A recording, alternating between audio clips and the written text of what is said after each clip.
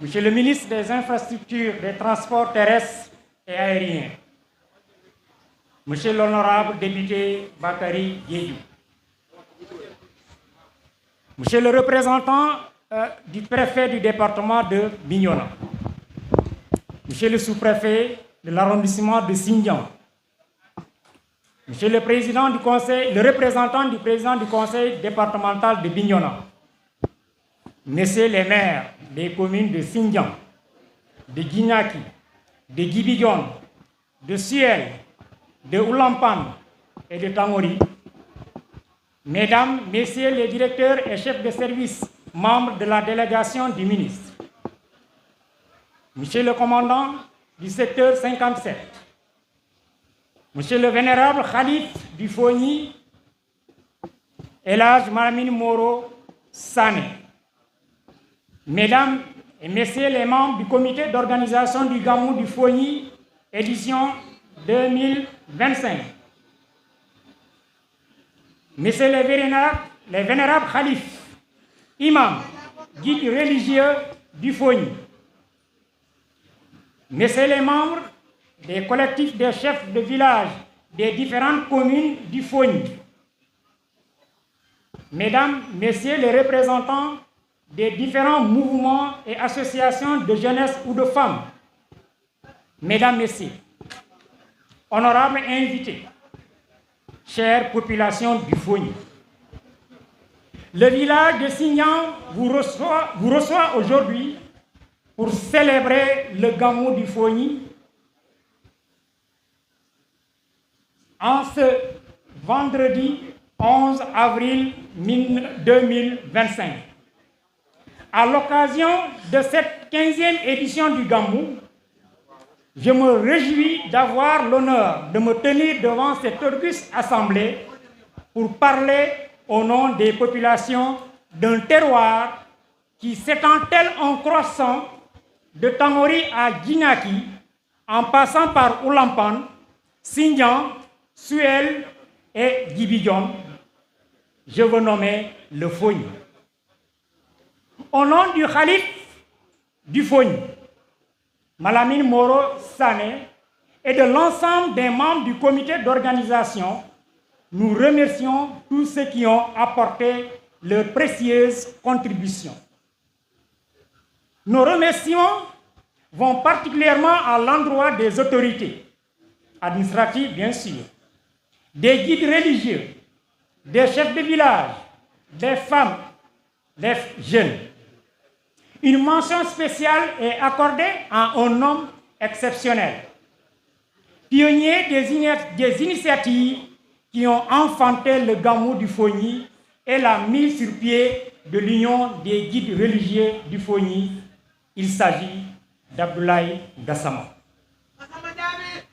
Affectueusement appelé Prince, pour son titre professionnel de principal de collège, Abdoulaye Gassama a aussi, grâce à son engagement pour toutes les causes du Fogny, conquis l'estime des populations, devenant le prince d'un royaume dont le territoire s'étend à l'infini dans les cœurs des populations du Fogny.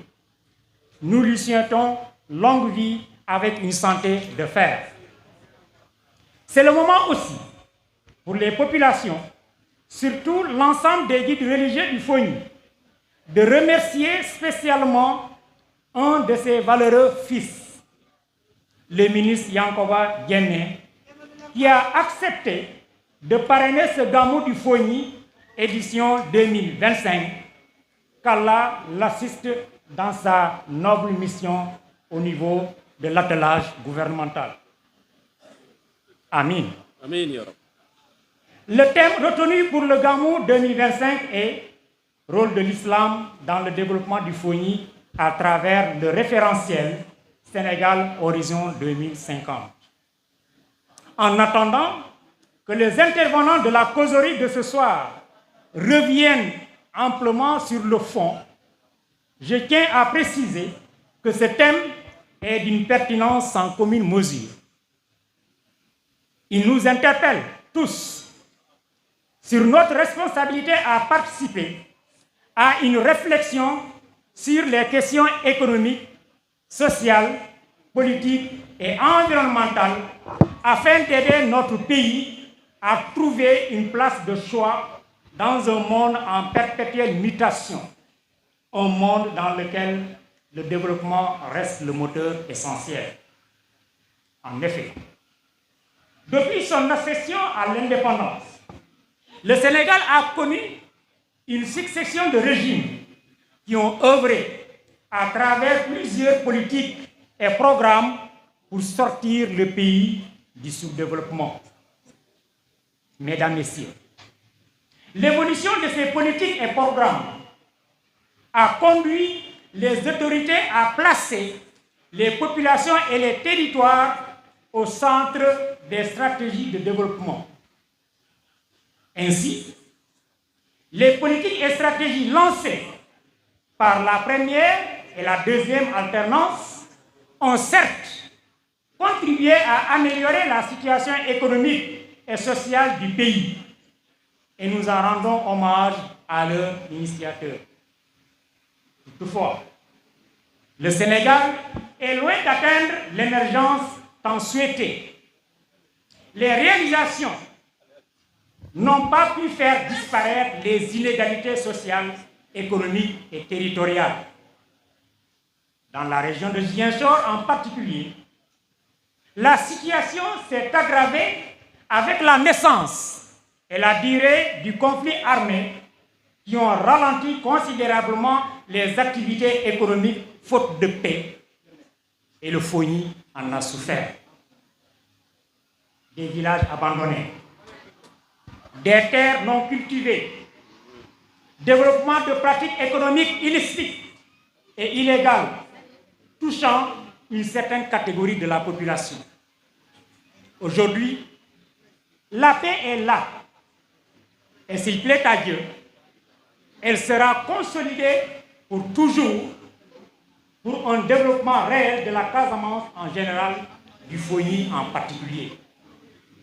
C'est dans ce contexte qu'il faut placer la création de l'Union des guides religieux du FONI, qui a axé ses activités sur des séances de lecture de Coran et des gamous et même des sensibilisations sur certaines activités économiques interdites. J'en passe. Mesdames, Messieurs, l'Union des guides religieux du FONI a consenti, en collaboration étroite avec les autorités et les populations locales, beaucoup d'efforts pour la paix et le développement du FONI. Sur la question de la paix, Dieu merci, les résultats sont positifs et évidents. Mais en matière de développement socio-économique, le FONI reste aujourd'hui les terroirs les moins nantis. Il y a encore des besoins réels en termes d'infrastructures à réaliser pour sortir du gouffre dans lequel se trouve la zone du FONI. Donc je résiste.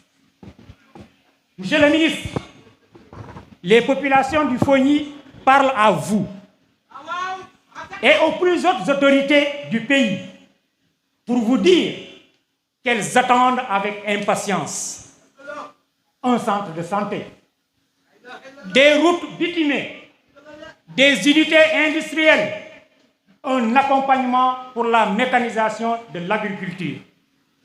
Mesdames, Messieurs, la population du FONI, les populations du FONI sont conscientes que la réalisation des infrastructures ci-dessus citées ne saurait à elle seule, prise isolément, garantir un développement harmonieux.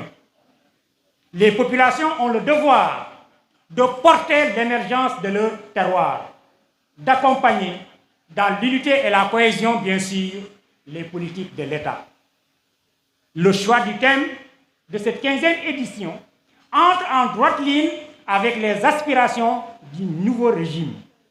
Ce régime a fini d'afficher sa volonté de bâtir un Sénégal souverain, juste, prospère, d'ici l'horizon 2050, sous le sceau du Djoub, Djoubel Djubanti. Une vision aussi ambitieuse ne peut trouver en l'islam, à travers l'union des guides religieux, du Fogni bien sûr, et la communauté musulmane, un allié, un partenaire de taille pour conscientiser les populations, porter haut la voix des autorités. Concernant la conscientisation des masses des populations, une autorité administrative exerçant dans le Fogni, appelée vigoureusement il y a quelques jours pour que les terres de la circonscription, je le cite, puissent nourrir la population et non produire des choses qui contribuent à l'éclatement des familles. Fin de citation. Ce message est clair et la question n'est plus une chape de plomb. L'Union des guides du Fogni sera toujours aux côtés des autorités et des bonnes volontés pour lutter contre les activités économiques illicites dans certaines poches du Fogni. D'ailleurs, il y a lieu de rappeler que l'une des meilleures stratégies de lutte contre ces fléaux demeure le soutien étatique aux populations pour la promotion et le développement des cultures légales qui se substituent à celles illicites. Retenons que la religion, notamment l'islam, est un facteur de développement ou de progrès dans le sens où elle impose une certaine discipline, une certaine organisation des principes de vie en société. La religion appelle un modèle d'émancipation pour les croyants sans discrimination. Elle crée des liens, cultive des rapports sains pour une société travailleuse et juste. Dans ce thème, il ne s'agit pas d'examiner les rapports entre la religion et le développement, mais de montrer en quoi la religion en général et l'islam en particulier peuvent-ils contribuer au développement d'une localité, d'un territoire. Qu'Allah bénisse le Fogni. Qu'Allah veille sur la cohésion du Sénégal. Merci de votre aimable attention. Assalamu alaikum.